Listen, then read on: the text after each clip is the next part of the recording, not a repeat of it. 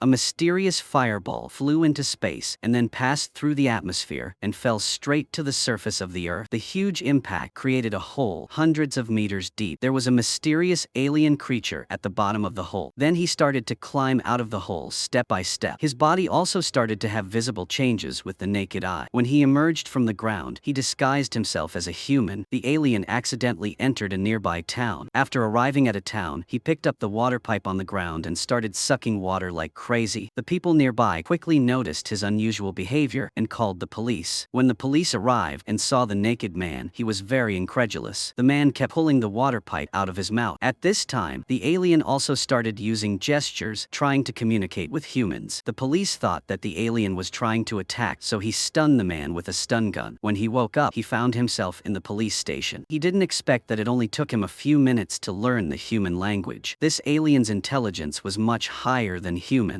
Then he told the police that he came from outer space without any secrets. The police just smiled and thought this guy was crazy. When the police asked him what his name was, he said he was Faraday. Faraday also said that someone named Justin came to pick him up. Soon after, a woman named Justin came to the police station, but she said she had absolutely no idea who Faraday was. At this time, Faraday told Justin that the article about nuclear fusion that she had researched was theoretically feasible. It was just that some practical evidence was missing. One of Faraday's missions when he came to Earth was to help Justin perfect this theory. Unexpectedly, Justin thought Faraday was a pervert, so she wanted to leave. Later, the police saw that Faraday had no violent tendencies, so they released him. Before Faraday left, he secretly took the police's cell phone. Then Faraday went to a cell phone pawn shop. Faraday spat a gold ring out of his mouth and then activated it, causing dozens of rings to be spat out immediately. When Faraday threw out the pile of gold rings, the pawn shop owner was shocked. Then he used the cell phone in his hand and the speaker from the pawn shop to assemble the signal receiver. With the money exchanged for the rings, he had a new headset. Suddenly, a fist came and knocked Faraday to the ground. It turned out that the thugs were attracted by his pile of money. Just then, Justin drove by and she witnessed this scene. Justin normally doesn't like to meddle in other people's business, but this time, it was an exception. As soon as Justin got out of the car, she fired a gun into the air to chase the thugs away. Then Justin reminded Faraday that his finger was broken. Unexpectedly, he straightened it without any pain. Then Faraday asked Justin to send him somewhere. For money, Justin agreed to Faraday's request. Justin was a top student, so she should have reached the pinnacle of her life with her paper on nuclear fusion. But because of changes in her life, everything stopped. Now she can only support her family by handling garbage. She not only takes care of her father, who has amnesia, but also has a young daughter. When they passed a gas station, Faraday saw ice and immediately put his head in the water tank. The gas station owner looked at Faraday as if he was a weirdo, so Faraday used the money to buy a whole case of water. When they arrived at a restaurant, Faraday told Justin about a man named Thomas. After Justin looked it up on her phone, she found out that Thomas was the founder of a high-tech company. Faraday seriously told Justin for the first time that his mother was heading towards destruction. So many people would die. It was Thomas who sent Faraday to Earth to find a way to save people. Justin was an important part of Faraday's mission. Faraday then wrote the base 60 formula on a piece of paper to prove that he was an alien. Now Justin finally began to trust Faraday. The two soon started walking again. They finally reached their destination before sunset. The dark clouds in the sky gradually gathered and a large tornado came. Faraday looked at the tornado in front of him without fear. Seeing that, Justin kept honking the horn to remind Faraday to come back. But the tornado was getting stronger and stronger, making it almost impossible for her to open her eyes. Meanwhile, Faraday had reached the center of the tornado without being affected at all. Then he closed his eyes and opened them to find himself in the forest. At this time, an old man wearing glasses came from afar and said he was Thomas. Thomas stood up and said that he would make Faraday an indispensable person in the hearts of mankind. After the tornado passed, Faraday returned. Just now, Faraday's skin had suffered from the tornado and was almost completely gone. This scared Justin, so he turned around and tried to run away. Just like that, Faraday was left in the desert. Faraday had no choice but to walk. Finally, Faraday came to a restaurant. He took water from someone else's table and drank it. Just as Faraday was about to be punched, the waiter ran over to stop them. So Faraday used some difficult communication to ask the attendant to take him to Origins. But she said that the company called Origins that Faraday wanted to go to was thousands of miles away in Sitter. Then Faraday used his ability and learned that this attendant was pregnant. But his lame way of expressing himself made the attendant uncomfortable. So Faraday could only go to the airport alone. But as soon as Faraday entered the door, his body had an unusual reaction. Faraday started to convulse uncontrollably. It turned out that the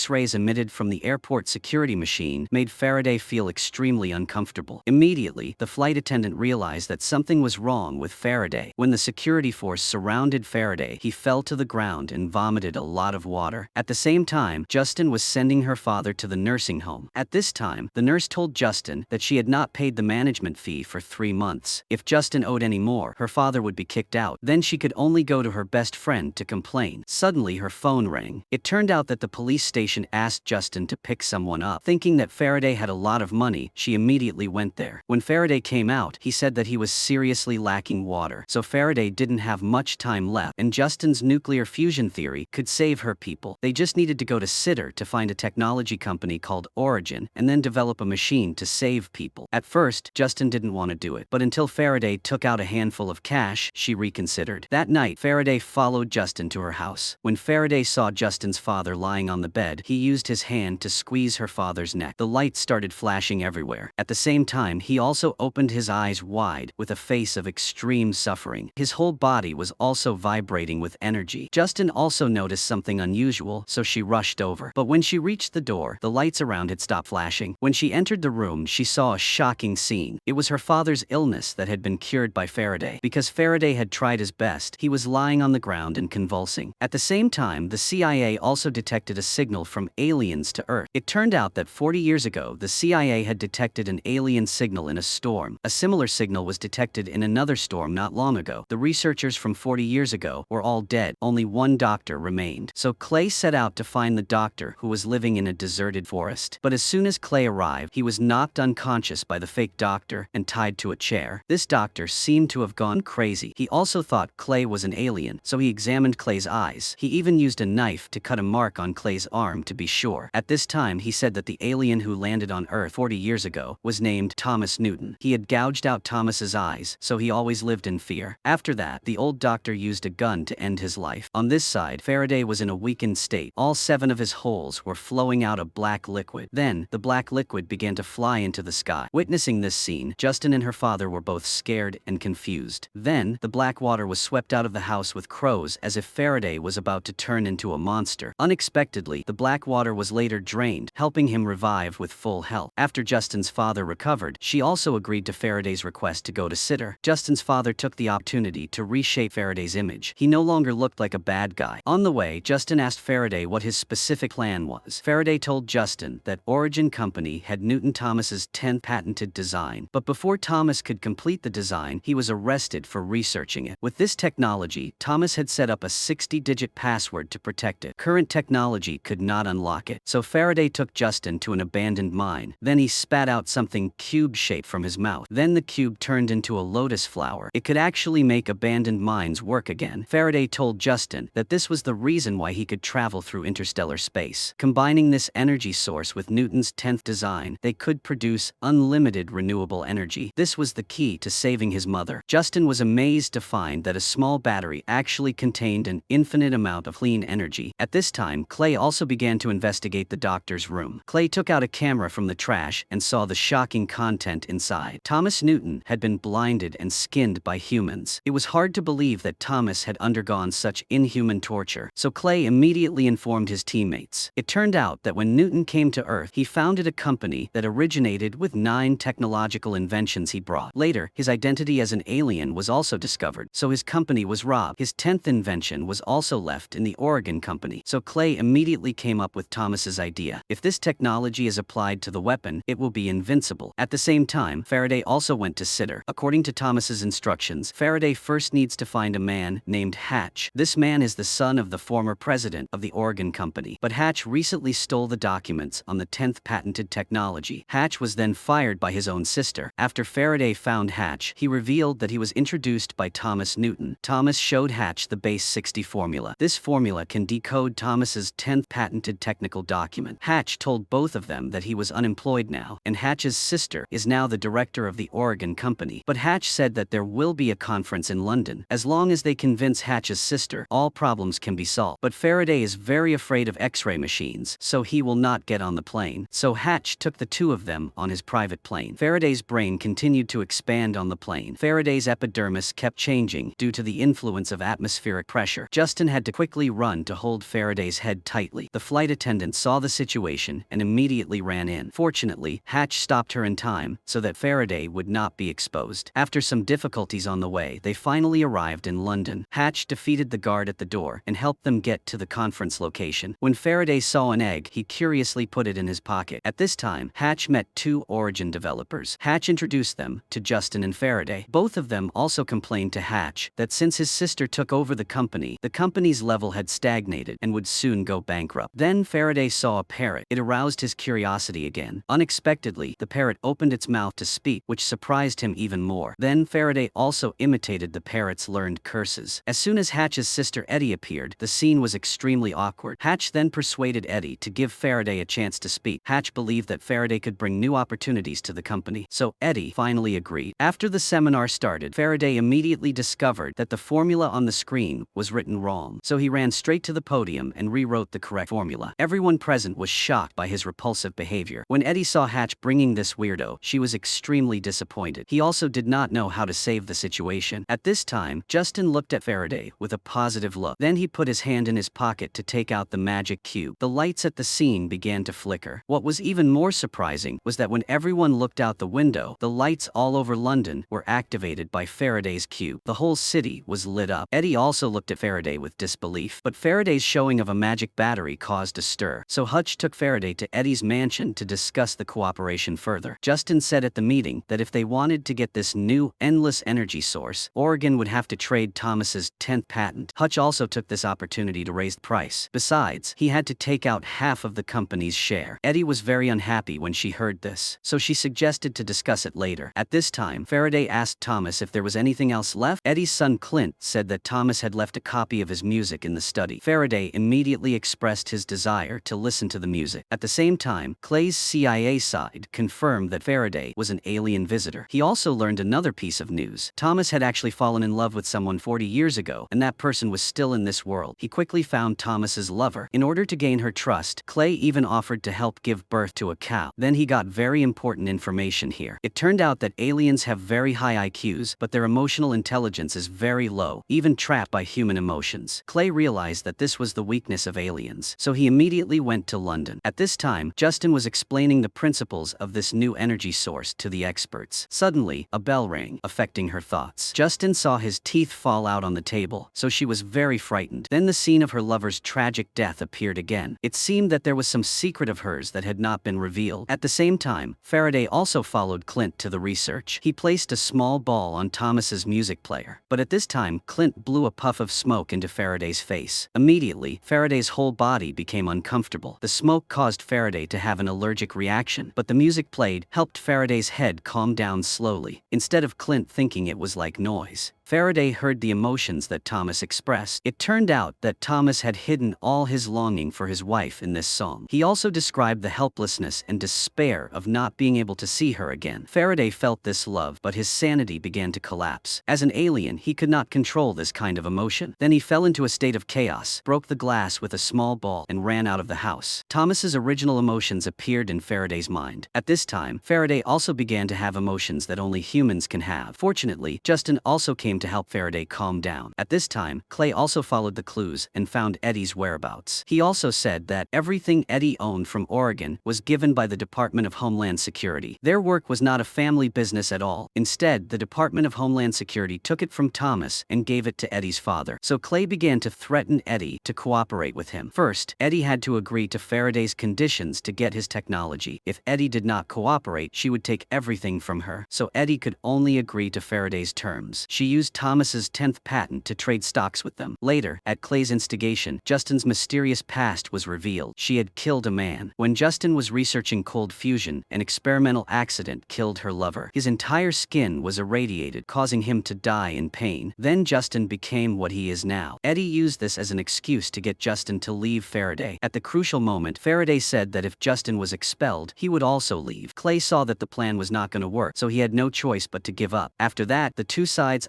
officially signed a contract. After that, Faraday tried to comfort Justin. He told her that her lover's death was not her fault because her lover's sacrifice proved her hypothesis right. Finally, Faraday said that they still needed to support each other in the future. This gave Justin motivation back. Faraday then followed Hatch to the Oregon startup company. Meanwhile, Justin went back to his hometown to pick up her father and daughter. So in the next 3 days, Faraday had to solve the problem himself. When he arrived at the company, he immediately ran to see Thomas's design drawings. Finally, in an abandoned factory, he found the design of his dreams. So he quickly asked his employees to get to work. Faraday even asked his employees to sleep for only 10 minutes a day. According to Faraday's explanation, a design called tritium was quickly completed. But then he encountered 2 serious problems. First, Thomas's design lacked an instruction sheet, so he was completely unable to understand the respective positions of each component. Secondly, there was a very important vegetable element in the design. In Thomas's time, these elements could also be used. So now, these elements are no longer useful, and there is no replacement element at present. So the research suddenly came to a standstill. The last step Faraday could not understand either. When Justin returned, she found that it was a mess everywhere. All the staff were like robots working day and night in the lab with Faraday. So Justin told Faraday not to worry too much. There will always be a solution to every problem. The more you worry, the harder it is to find a solution. When Faraday saw Justin's daughter playing with the puzzle in front of her at night, he found that she did not follow the instructions. It reminded Faraday that Thomas's design also did not have an instruction manual. Was it simply an irresponsible decision? Faraday even scolded Justin's daughter severely. As a result, Faraday was kicked out of the house by Justin. On the way, Faraday fell into his memories again. In his memories, Faraday was covered by an energy shield. Then the scales became his spaceship. The next second, the spaceship shot straight into the sky. It was a lifeless planet like Earth. The structure was giant circular machines in space. After returning to reality, Faraday met a woman who claimed to be Thomas's former employee. Her name was Watt. Faraday and Watt had a pleasant conversation. That night, Faraday took a drunk Watt to the lab to see if she could help. Unexpectedly, she went crazy and started dismantling the equipment there. While Faraday was trying to stop Watt, she hit her head on the table and bled. At this time, Faraday saw the blackboard opposite him covered in blood. At the same time, there was no one in front of him. Only then did he realize that he was alone. He was drunk and teased a homeless person on the street. Then he ran to the bar and talked to himself. He went crazy in the lab and smashed the machine. At this time, Watt in Faraday's mind told him what he saw at 30,000 feet. Faraday thought back to when he saw that giant ring, and he finally understood what Thomas's design drawings looked like. Faraday quickly put all the drawings in the same angle and looked at them in the right place. But Faraday's behavior in the lab was tracked by Clay. Later, Faraday went to Justin's house. She also brought him good news. It turned out that she had been researching an element before. This was actually something that could replace the sword element. Perhaps that was why Justin was the key person. Now, Faraday's 2 big problems were finally solved. Finally, Faraday went to Justin's daughter to apologize for his previous rude words. Finally, Faraday understood the instructions of the design drawings. Now, the machine designed by Thomas was finally built. The next most important step was to charge the machine to activate it. However, the elements currently known as hydrogen filter and spear penetration were not suitable. Fortunately, Justin was an expert in this field. She was working day and night to solve the problem and trying to synchronize the wave function in the machine by writing a set of advanced algorithms. But because the algorithm was so complex and advanced, it required a supercomputer to run it. Obviously, they did not have such a magical computer at hand. When Justin's father Josiah went to the music store and played the guitar, since he was cured, he was very sensitive to frequencies in music. Then his fingers were uncontrollable until the guitar string broke and he fell to the ground. But when he went to the hospital, the doctor couldn't find anything wrong with his body. Then Justin came back and told Faraday about her father's condition. So Faraday said the problem was not that he was sick, but that while Faraday was treating Josiah, a part of Faraday's DNA merged with him. So Faraday didn't know exactly what Justin's father would evolve into. All Faraday knew was that his life would be longer than normal people. That day, Josiah suddenly had tinnitus at home. Then he followed the frequency of the sound and went to the main road and saw a beehive under the overpass. Then Josiah fell into a state of shock, even ignoring the passing cars. After returning home, he kept writing numbers on the wall, but the numbers seemed very messy. When Faraday wanted to see what Josiah had written, he snatched the paper back. At this time, Justin was also too worried and asked Faraday to leave her house. When Faraday went to a river, he listened to the vibrations of the water waves. Combining Josiah's numbers with the bird pattern in the sky, Faraday realized that Josiah was using numbers to communicate with them. The numbers on the wall represented frequencies. The two quickly classified the numbers, and it turned out to be a musician. magician's song. Then, Justin arranged the numbers into atoms in the form of electronic waves. This was the algorithm that Justin had researched, and Josiah simplified it for her. This could be synchronized with the wave function of the machine. So they immediately went to the lab. Faraday was the one who started the machine. Justin also started to monitor the synchronization. At the same time, Josiah also started to play the music. This was how they replaced the calculations of the supercomputer, synchronized with the machine. When the yellow music started, the machine began to have noticeable changes. From yellow light to blue light, the synchronization process was not going smoothly at this time. When the machine started to stop, Justin immediately asked her father to increase the speed. Immediately, the machine started to run faster. Faraday also joined in, because the law of improvisation meant that it could not be stopped. At this time, the synchronization was getting closer and closer. Finally, the machine also lit up pink, which proved that their experiment was successful. They did not expect that the music was the key to saving the world. Then the machine emitted a huge amount of energy. The surrounding houses were also lit up one by one in the night. Meanwhile, Clay had just missed a historic moment. Clay began to blame his assistant for not informing him in time, making him unable to see the process. But Clay's assistant told him a more important news. They had finally found Thomas's location. It turned out that Thomas was hiding in the Cambodian jungle. Clay then went to Hutch to find a way to control him. Now, Hutch and Eddie were both under tight control. At this time, Faraday told Justin that he had saved Josiah just to relieve her of the burden. He had never thought that her father would become like this. Justin also told Faraday that he was actually helping her father. At this time, a special forces team was entering the Cambodian jungle to carry out a secret mission to capture Thomas. Soon, the team had sneaked deep into the jungle. At this time, a mysterious noise rang out on the radio. It seemed that something was being transmitted from somewhere inside the building. It could be a phone or a radio signal, but no one knew what that noise contained. Then one of the soldiers noticed a strange plant above his head. Then some red seeds of the plant fell to the ground one by one. They began to bloom into some kind of dust, but the soldier who inhaled them began to feel unwell. Then a violent cough occurred to everyone. Soon the whole team lost contact completely because their whole bodies exploded. Clay and his assistant were immediately in complete shock because this operation was not approved by the superiors. Currently, the entire task force was missing in another country, so this matter was extremely serious. At the same time, Josiah was experiencing changes on his fingertips. His human characteristics were gradually disappearing. His memories and emotions were also gradually disappearing. Soon, he will become an alien like Faraday. Justin is heartbroken, but she has no way to cure him. At the meeting, Justin is reporting the results of the experiment to Eddie. She plans to conduct an experiment and report the results to the outside world as soon as possible. But at this time, Clay appears to remind Eddie of the things to pay attention to. So Justin's request was rejected on the grounds that the experimental results were not up to standard. Justin also noticed that Clay seemed to be interfering with them, so she asked him some simple scientific knowledge. One thing is for sure, he cannot answer. This further confirms her suspicions. At this time, Clay also received a message. It turns out that his secret activities have been discovered by his superiors. Due to the loss of some special forces abroad, the top leadership will hold a hearing to hear his explanation. At this point, Justin told Faraday about the government's involvement in the research, and he also felt that Thomas should have known about it. So Faraday used a secret communication device made by his superiors to contact Thomas. Thomas then showed Faraday how to deal with it. If Faraday wanted to blend in with humans, he had to learn to lie. Moreover, Faraday had to say things that humans like to hear. Lies would be Faraday's best friend. If he wanted to take over the CIA at the same time, Faraday had to make him valuable and use this new energy design as a bargaining chip. Then he would show it to the world. By then, Faraday would be famous, and the CIA wouldn't dare touch it. Finally, the two ended their conversation when a female agent interrupted. So for the first time, Faraday lied that everything was fine here. The female agent then met Justin and revealed the story behind it. It turned out that the government had secretly observed their research. Then she showed Justin the video of the tragic deaths of the soldiers. Then she told Justin that Thomas was an extremely dangerous alien. If Justin could get Thomas's contact information from Faraday, the government would agree to release the research results on new energy sources. Then Justin told Faraday the video of Thomas killing the soldiers. But he said that his people were not a violent species. It was humans who abused it. Of course, it was possible that Thomas had been on Earth for so long that he resembled humans. That night, Faraday came to the camera and stared at the female agent behind him. That was the signal to start his counterattack. Faraday started operating on a series of machines. Immediately after that, the female agent's computer was suddenly controlled. Faraday actually stole the agent's information back and then watched the video of Thomas killing the soldiers on the computer. When he heard the noise, he suddenly thought of something and put on his headphones. It was a sound that humans could not understand. This content shocked him. Then Faraday ran to find Justin without looking back. Even the female agent chasing him did not pay attention. When Faraday arrived at Justin's house, he turned on the music very loudly to avoid being overheard. Then Faraday whispered into Justin's ear that Thomas had lied to him. Thomas never intended to return to his homeland. Instead, he planned to bring all aliens to Earth. Meanwhile, Clay was being interrogated by his leader. At this time, Clay suddenly blamed his female leader and said that all actions were directed by her, and the documents were signed by Finch. She was very angry at being betrayed like that, but she could do nothing. That night, Clay went to Eddie again to confide his worries to her. Because Clay had betrayed Finch, he also felt very guilty. It turned out that when he was young, his mother had participated in terrorist acts. As a result, he was caught by the agents at that time. Because his mother also disappeared later, Finch adopted Clay. Although they still could not understand Thomas's behavior, Faraday said that as long as the machine was in Faraday's hands, they could still save the Earth. But Justin said that Thomas was now unreliable. Once the CIA came to confiscate the machine, they would definitely be killed and silenced. Only by sending all the test data to hide the machine would they have a chance to survive. Then Justin left her daughter in the care of his best friend. Then the two of them rushed to the lab with Josiah. First, Faraday blocked all surveillance from the agents. Then he took out the core of the machine. At the same time, Justin and Josiah also began to destroy the experimental data. At this time, the female assistant discovered something was wrong, so she immediately reported to Clay. He also led the special forces fully equipped with weapons to be ready to take the machine. Faraday gave the core to Josiah and asked him to leave first for safety. Very quickly, Clay led people into the laboratory, and at this time, Faraday released a large amount of explosive gas in the room. After Clay asked for a long time without receiving any information, he asked his men to capture Faraday. At this time, Faraday pushed the gas tank forward and was shot in the stomach. Immediately after, a violent explosion occurred in the laboratory. When Clay vaguely woke up, he saw Josiah return to carry the injured Faraday away. Then Justin drove and wanted to take Faraday to the hospital, but Josiah stopped him, because if they went there, the CIA would locate Faraday. At this time, Josiah told them that they could go to Thomas's lover for help. At a gas station, Justin tried to contact Mary on a public phone. At this time, Faraday secretly told Josiah that they had to meet Thomas. On this side, the man was telling Hutch that someone was willing to pay $15 million to buy shares in his company. But Hutch understood that the new energy machine was no longer worth anything. If the other party was willing to pay that much, he must have another motive. So Hutch raised the price to $60 million